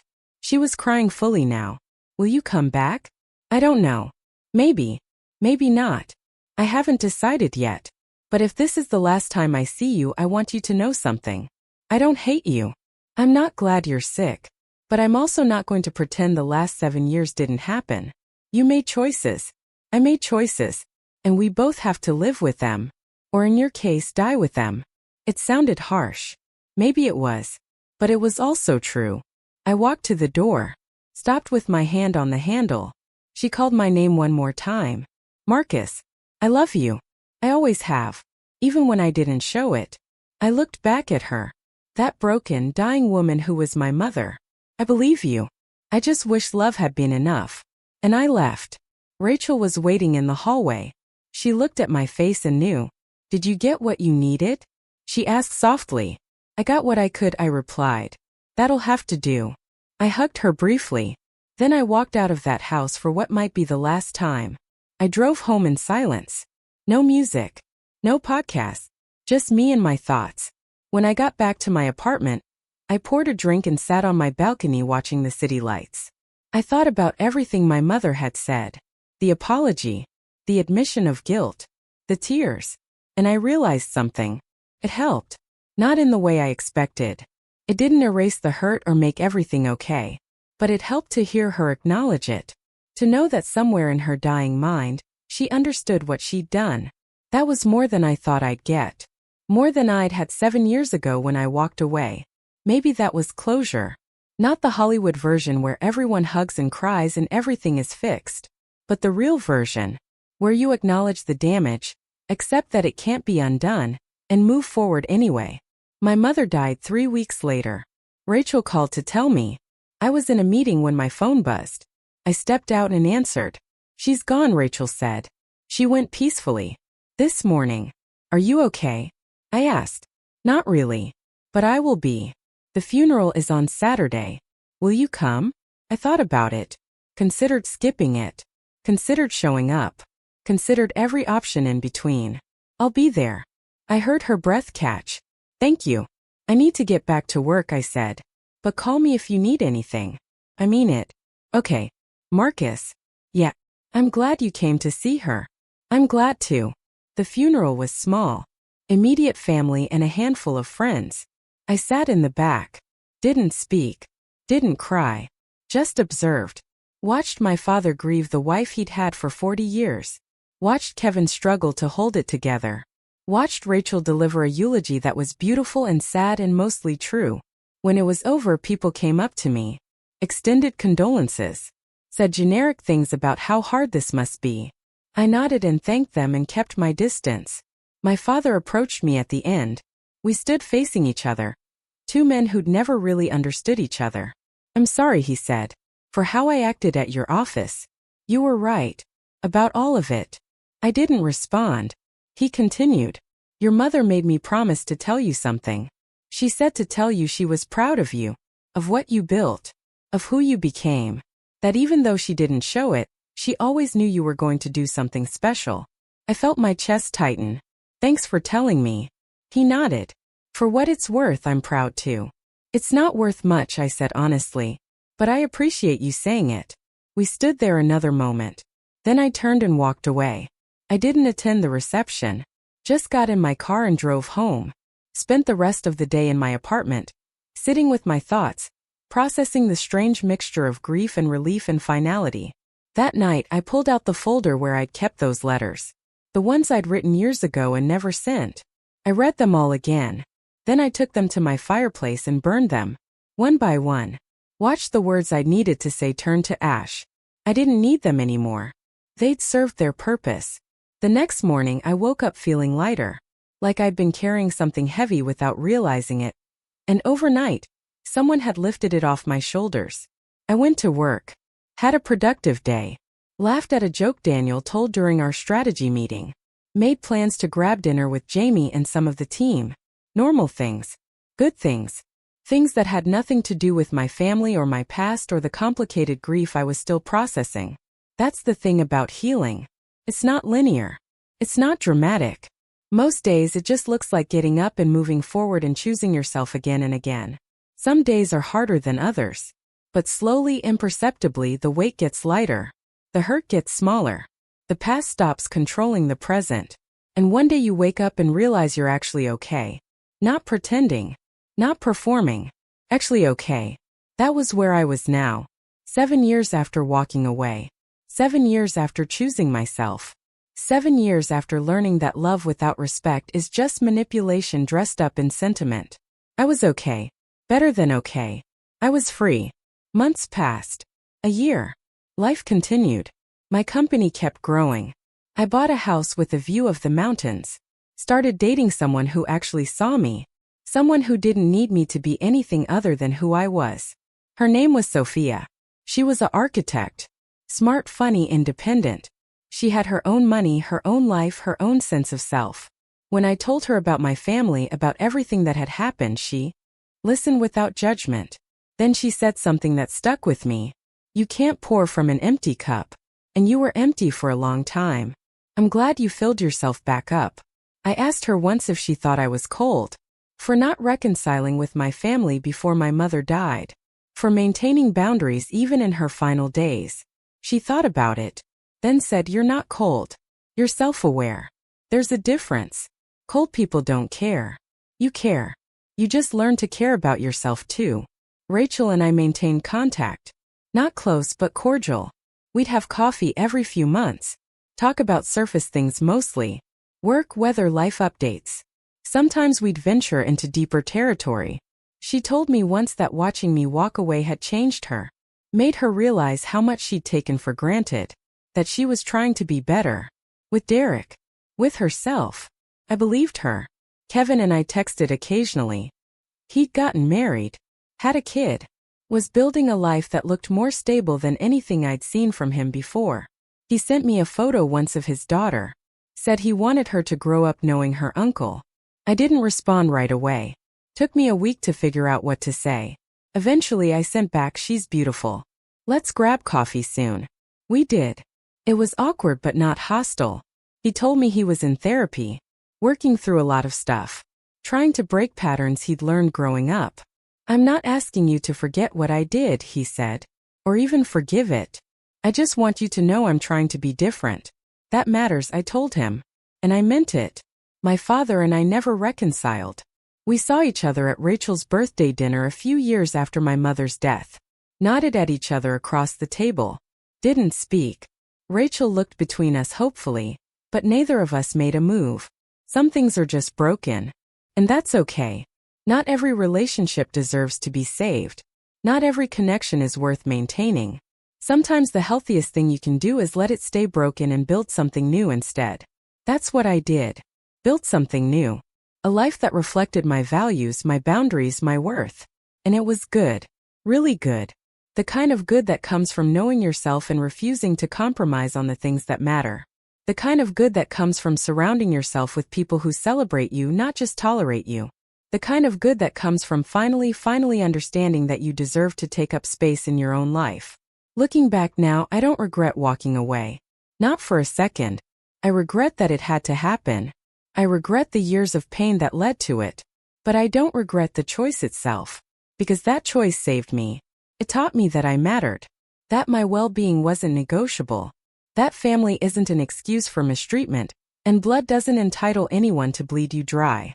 I learned that boundaries aren't walls. They're bridges. Bridges to healthier relationships with people who respect them. And I learned that sometimes the most loving thing you can do is walk away. Not because you don't care, but because you finally care enough about yourself to stop accepting less than you deserve. So if you're reading this and you're in a situation like I was, where you're giving and never receiving, where you're invisible to the people who should see you most clearly, where you're exhausted from carrying everyone else's burdens while your own go unnoticed, I want to tell you something. It's okay to stop.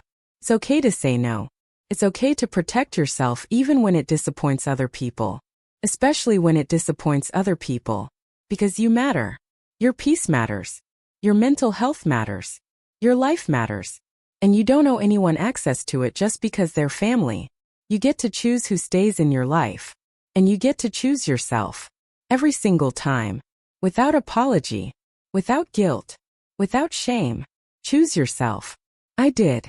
And it was the best decision I ever made. 10 years after the wedding I wasn't invited to, I stood in front of 200 people at a tech summit in Austin, Texas, delivering the keynote address. The topic was resilience in entrepreneurship, but what I was really talking about was survival. How to build something meaningful when the people closest to you don't believe in you. How to keep going when your support system becomes the thing you need support from. How to choose yourself when everyone else has chosen to overlook you.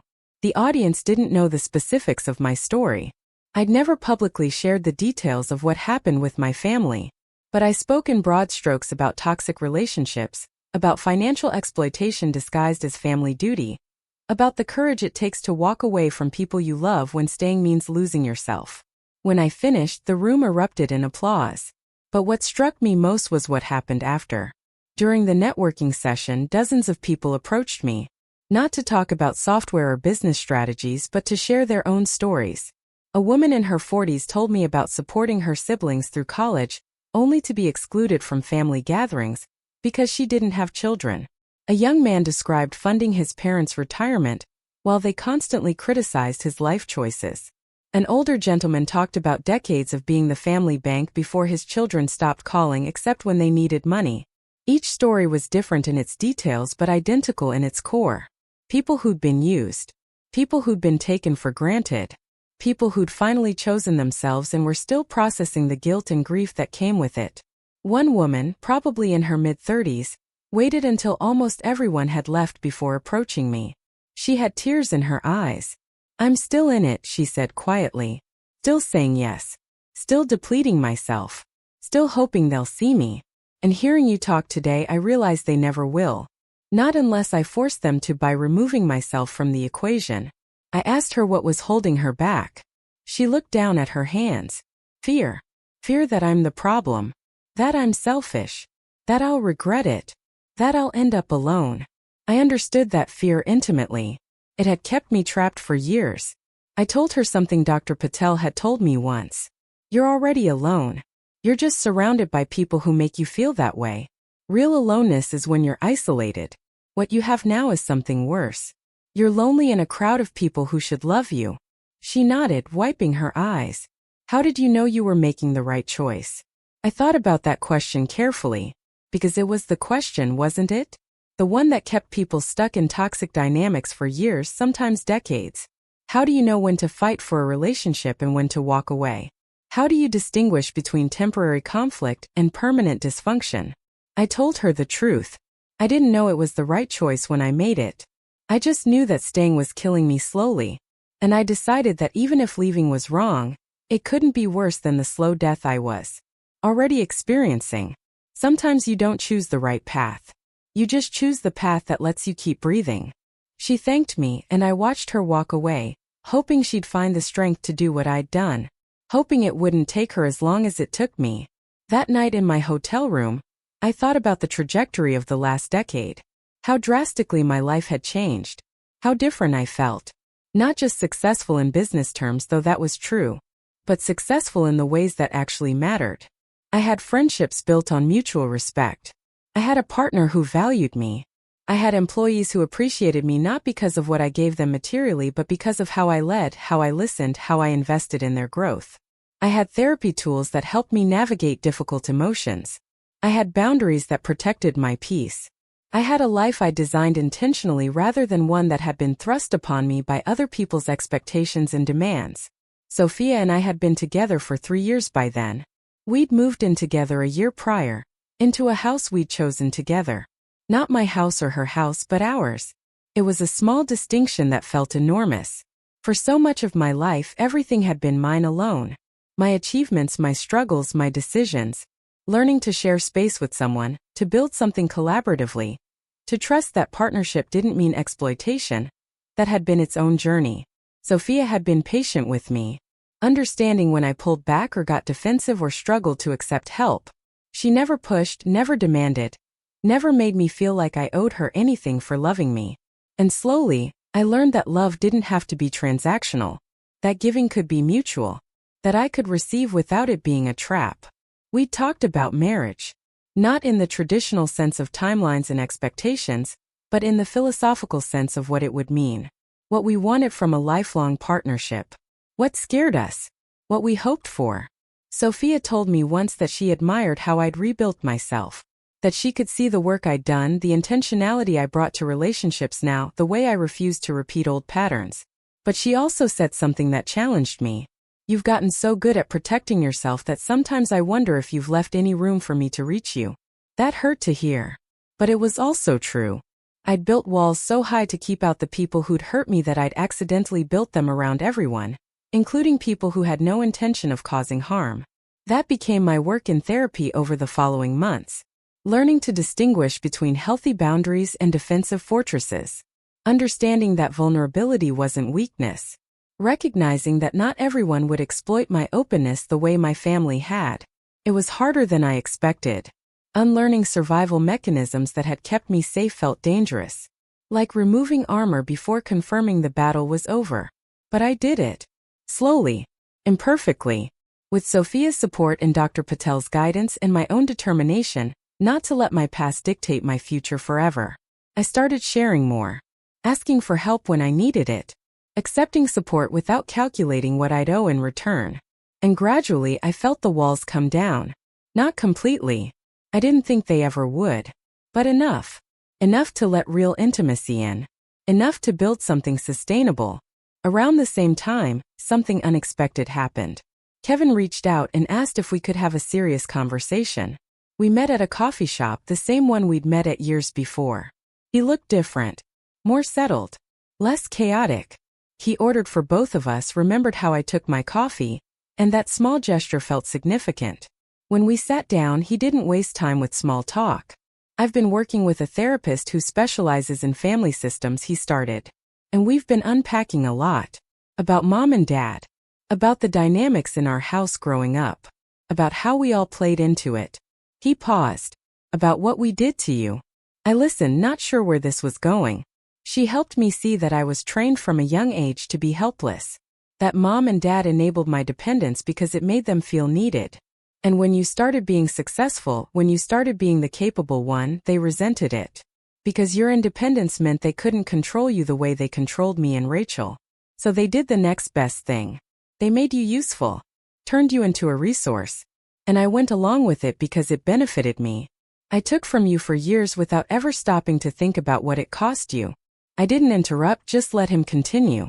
The wedding thing, he went on, that wasn't just about logistics or space or any of the excuses they gave. It was about punishment. You'd started saying no more often in the months before. You'd pushed back on a few requests. And they couldn't handle it. So they did the one thing they knew would hurt you most. They excluded you. Made you irrelevant. Showed you that your contributions didn't actually buy you a seat at the table. Hearing him lay it out so clearly was strange. It was everything I'd known, everything I'd felt. But hearing someone else, especially Kevin, articulate it validated something I'd sometimes doubted. Sometimes late at night, I'd wondered if I'd overreacted, if I'd been too sensitive, if I'd blown things out of proportion. But Kevin's words confirmed that no, I hadn't. It had been exactly as bad as I remembered. Worse even because it had been intentional. I asked him why he was telling me this now. Because I have a daughter, he said. And I look at her and I think about the family she's growing up in. About the patterns she'll learn. And I don't want her to learn what I learned. I don't want her to think it's okay to use people. Or that success makes you a target. Or that family means you're entitled to someone else's resources. He looked directly at me. I want to break the cycle. And I can't do that without acknowledging what the cycle did. Specifically what it did to you. I felt something shift in my chest. Not forgiveness exactly, but recognition. Kevin was doing the work. Real work. Not performative apologies or surface-level regret, but actual deep examination of his role and his responsibility. That mattered. I told him I appreciated what he was saying, that it meant something to hear him take accountability without expecting anything in return. We talked for 2 hours. About our childhood, about the subtle and not so subtle ways we'd been pitted against each other, about the roles we'd been assigned and how those roles had shaped us. For the first time in over a decade, I felt like I was talking to my brother. Not the person who'd taken from me, but the person who'd been shaped by the same dysfunctional system I had. Just in a different way. Before we left, Kevin asked if there was any chance we could rebuild. Not go back to how things were, he clarified, but build something new. Something healthier. I told him the truth. I don't know. Maybe. But it would have to be different. It would have to respect the boundaries I've set. And it would require consistency. Not just one good conversation but sustained effort over time. He nodded. I understand. And I'm willing to do that. No expectations. Just effort. We left it there. Open-ended. Undefined. And somehow that felt right. Not forced. Not rushed. Just honest. Over the following year, Kevin followed through. He'd text occasionally. Nothing heavy. Just checking in. He'd send photos of his daughter. Invite me to casual things with no pressure. He respected when I said no and didn't guilt me for it. And slowly, tentatively, something started to build. Not the relationship we'd had before. That was gone. But something new. Something based on mutual respect rather than obligation. Rachel's journey was different. She'd gone through a rough patch in her marriage. She and Derek had separated for several months, gone to intensive couples therapy, and eventually reconciled.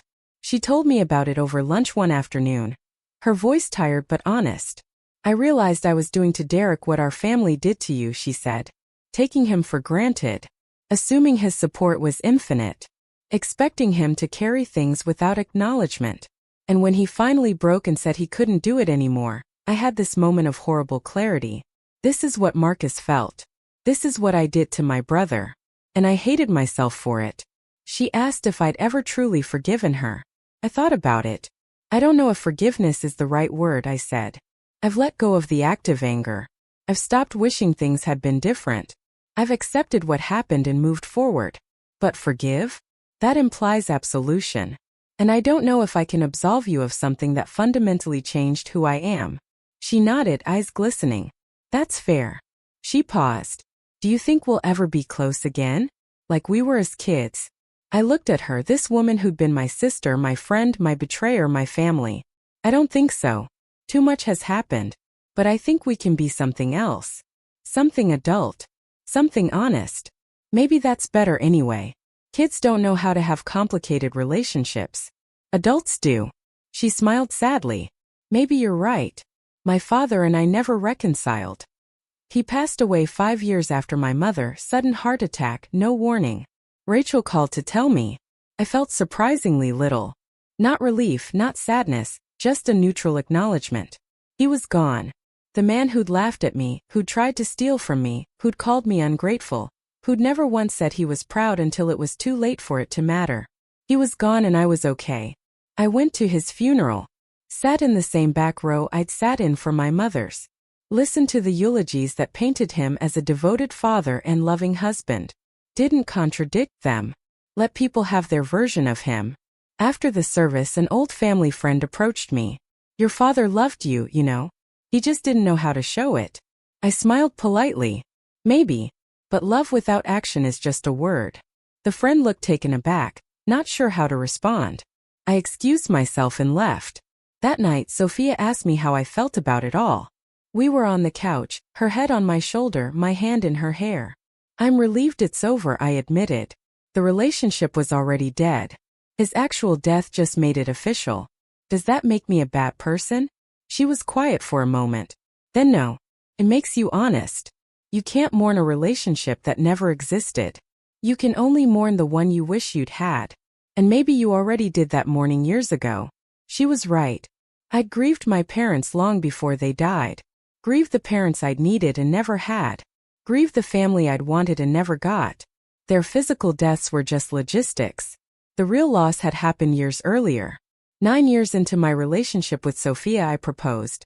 Not in some grand public gesture, but quietly, privately, in our kitchen on a random Tuesday night. We were cooking dinner together, something we did most evenings, and I just looked at her and thought, this is it. This is the partnership I want for the rest of my life. So I asked. No ring, no plan, just a question. Will you marry me? She looked up from the vegetables she was chopping, surprised. Are you serious right now? Completely serious. She set down the knife and came over to me. Yes. Obviously yes. We got married 6 months later. Small ceremony. 40 people. Our closest friends, a few colleagues, Sophia's family, and from my side just Rachel, Derek, Kevin, and his wife. That was it. No drama. No expectations. No one demanding I fund anything or include people who'd hurt me. Just people who loved us and wanted to celebrate with us. During the reception, Rachel pulled me aside. I'm happy for you, she said. You deserve this. You deserve someone who sees you. Thank you. She hesitated, then continued. I know I'll never be in your inner circle again. I know I lost that right. But I want you to know I'm grateful you've let me stay on the periphery. That you didn't cut me out completely. I could have, I said. Would have been justified. I know. So why didn't you? Because despite everything, you did the work. You took accountability. You changed. Not for me but for yourself. And I respect that. She hugged me then and I let her. It wasn't the way we used to hug as kids. It was different. More careful. More conscious. But it was real. And that was enough. Kevin gave a toast at the reception. He kept it light, funny, but at the end he said something that stuck with me. My brother taught me that you can love your family and still protect yourself from them. That boundaries aren't betrayal. That choosing yourself isn't selfish. He taught me that by example. And I'm still learning from him. People applauded, but I saw a few confused faces. People who didn't know the backstory. Who didn't understand what he was really saying. But the people who mattered knew. And that was all that counted. Sophia and I honeymooned in New Zealand. 2 weeks of hiking, exploring, disconnecting from work and obligations and everything else. On our last night, sitting on a beach watching the sunset, she asked me if I ever regretted how things turned out with my family. I thought about it carefully. I regret that it had to happen the way it did, I said. I regret the pain, the years of dysfunction, the loss of what could have been. But I don't regret walking away. That saved my life. She squeezed my hand. I'm glad you did. Otherwise you might not have been available when I met you. I laughed. Silver lining. She looked at me seriously. Can I ask you something? Always. Do you think you'll ever fully trust that I won't turn into them? That I won't start taking you for granted or using you? It was a hard question. One I'd avoided examining too closely. I trust you more than I've trusted anyone, I said. But do I have moments of fear? Yeah. Sometimes when you ask me for help with something, there's this split second where my brain goes into high alert. Where I'm scanning for signs of exploitation. It's not rational. It's just wired into me now. She nodded thoughtfully. That makes sense. And I'm not offended by it. I just want you to know that I see it. And I'm always going to check in. Always going to make sure you're giving because you want to, not because you feel obligated. That's the difference, I said. With them, they never checked. They just took and assumed. You ask. You notice. You reciprocate. That changes everything. We sat in silence for a while watching the waves. Then she said, "You know what I admire most about you?" "What?" "That you didn't let what they did turn you into them. You could have become bitter, closed off, incapable of generosity. But you didn't. You still give. You still help people. You still show up for the people you love. You just do it with boundaries now. With awareness. That takes strength." I felt my throat tighten. Thank you for seeing that. Sometimes I worry I've overcorrected. That I've become too guarded. She shook her head. No. You've become appropriately cautious. There's a difference. The world needs people who are kind but not doormats. Generous but not self-sacrificing. Open but not vulnerable to exploitation. You figured out how to be all of those things. That's rare. When we returned home, I made a decision. I'd been thinking about it for months, maybe years, but hadn't been ready. Now I was. I reached out to a publisher who'd contacted me years ago about writing a book. They'd wanted me to write about entrepreneurship and tech innovation. But I had a different pitch. A book about family dysfunction, financial exploitation, and the courage it takes to walk away. About setting boundaries with people you love. About choosing yourself without apology. About rebuilding after burning bridges that were already crumbling. The publisher was interested. Very interested. They said books like that resonated with readers who felt trapped in similar dynamics, but didn't know they had options. Writing the book was harder than building my company. I had to excavate memories I'd rather have left buried. Relive conversations that still hurt. Examine my own role in letting things get as bad as they did. Dr. Patel helped me process it all. Helped me see that telling my story wasn't reopening wounds but rather documenting the healing. Took me 18 months to finish. The book came out 2 years after my wedding. We titled it The Invisible Contributor, and the tagline was "When Family Becomes Transaction." I didn't use real names. Changed identifying details. But the emotional truth was there. Every bit of it. The response was overwhelming. Not from critics, though they were generally positive, but from readers. I got thousands of messages, emails, social media posts, letters sent to my publisher.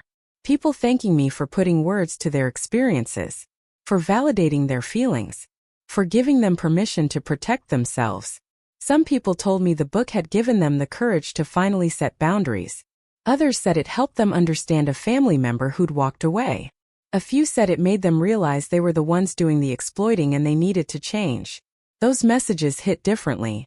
Because that was the point, wasn't it? Not to villainize anyone, but to illuminate patterns that hurt everyone involved. I did a book tour. Spoke at bookstores, libraries, podcasts, conferences.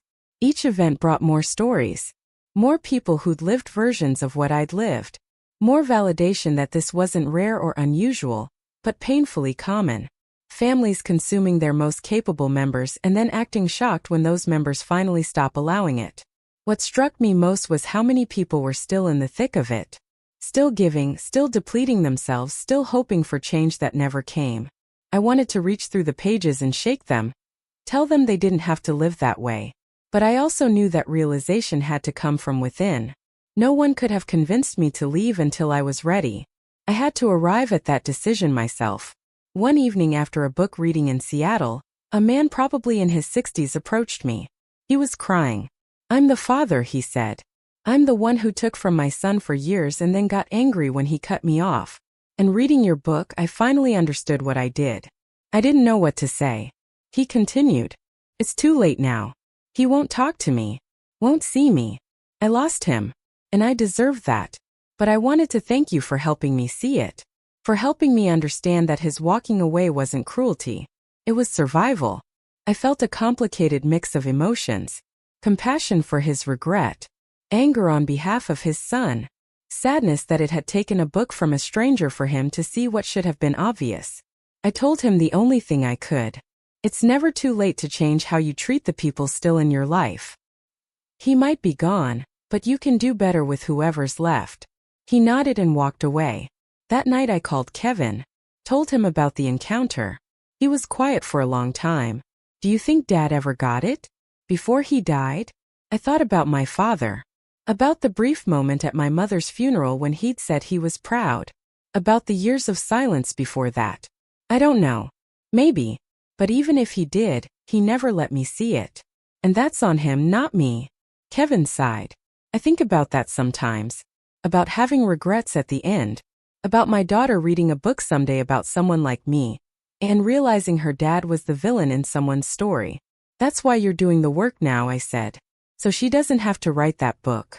That's the difference between you and Dad. You're changing while there's still time to matter. 15 years after the wedding, I sat in my office looking at a framed photo on my desk. It was from my wedding. Me and Sophia laughing at something off camera, completely present in that moment. Next to it was another frame. The photo my mother had sent years ago. Me and Rachel as kids by the tide pool. I'd kept it. Not out of nostalgia for what was, but as a reminder of what I'd learned. That people change. That relationships evolve. That sometimes love looks like holding on and sometimes it looks like letting go. And that both can be right depending on the circumstances. My company had grown beyond anything I'd imagined. We'd gone international, opened offices in 5 countries, developed technology that actually helped people. But more importantly, I'd built a culture where people felt valued. Where contributions were acknowledged. Where no one was invisible. I'd hired dozens of people over the years who reminded me of my younger self. Capable, driven, underestimated by their families. And I made sure they knew they mattered. Not just for what they produced but for who they were. Several of them had told me I was like family to them. Better than their actual family. And while that was sad in one sense, it was also beautiful. Because it meant I'd created the thing I'd always wanted and never had. A chosen family. People who showed up for each other not out of obligation but out of genuine care. I thought about that woman at the conference 10 years ago. The one who'd said she was still in it, still saying yes, still hoping to be seen. I wondered if she'd ever gotten out. If she'd found the strength to choose herself. I hope so. Because no one deserves to live their life as an afterthought in someone else's story. Everyone deserves to be the main character in their own narrative. And sometimes that means walking away from people who insist on writing you into a supporting role. That's what I'd done. And despite the pain, despite the loss, despite the complicated grief that never fully resolved, it was the right choice. The only choice. Looking back over 15 years of separation, rebuilding, and growth, I could see the arc of it clearly now. The breaking point. The wilderness of early independence. The gradual healing. The selective reconnection with people who'd done their own work. The building of something new and healthy and sustainable. It hadn't been clean or linear. Healing never is. But it had been real. And it had been mine. No one had given me permission to heal. No one had validated my choice or made it easier. I'd done it alone, and then gradually with the support of people I'd chosen, and that made it more meaningful somehow. Because I'd saved myself. And then I'd built a life worth saving. If I could go back and talk to the version of myself standing in that hallway 15 years ago, the one who'd just been told he wasn't welcome at his own sister's wedding, I'd tell him this. It's going to hurt worse before it hurts less. You're going to question yourself constantly. You're going to feel guilty and angry and sad all at once. You're going to wonder if you're overreacting, if you're being too sensitive, if you should just forgive and move on. But you're not. You're finally protecting yourself. And that's not cruelty. That's survival. And one day you'll be glad you did it. You'll build something beautiful out of the ashes. You'll find people who actually see you. And you'll understand that walking away wasn't giving up on family. It was refusing to give up on yourself. That's the truth I've carried for 15 years. The truth that writing a book and giving speeches and having hard conversations has only reinforced. You don't owe anyone access to you just because they're family. You don't owe anyone your peace, your resources, your energy, or your life. You get to choose who stays and who goes. And when someone shows you repeatedly that they don't value you, believe them the first time. Don't wait for the 10th or 20th or 100th time. Don't deplete yourself hoping they'll change. Change yourself instead. Change your boundaries. Change your availability. Change your willingness to accept less than you deserve. Choose yourself. Loudly. Repeatedly. Without apology. Because in the end, you're the only person guaranteed to be with you for your entire life. Everyone else is temporary. Make sure you're someone you want to spend that time with. And if you're reading this and you're where I was, trapped in a dynamic that's slowly killing you, I want you to know something. You're not alone. Your feelings are valid. Your exhaustion is real. Your desire to walk away doesn't make you a bad person. It makes you human. And you deserve better. You deserve to be seen, to be valued, to be loved without conditions or transactions. And if the people in your life can't give you that, then you deserve the space to find people who can. It won't be easy. It'll be one of the hardest things you ever do. But on the other side of that hard thing is freedom and peace. And a version of yourself you'll actually recognize and like. A version that exists fully without apology, without shrinking. And that version is worth fighting for. Promise you that. Because I found that version. And my only regret is that it took me so long to start looking. Up next, you've got 2 more standout stories right on your screen. If this one hit the mark, you won't want to pass these up. Just click and check them out.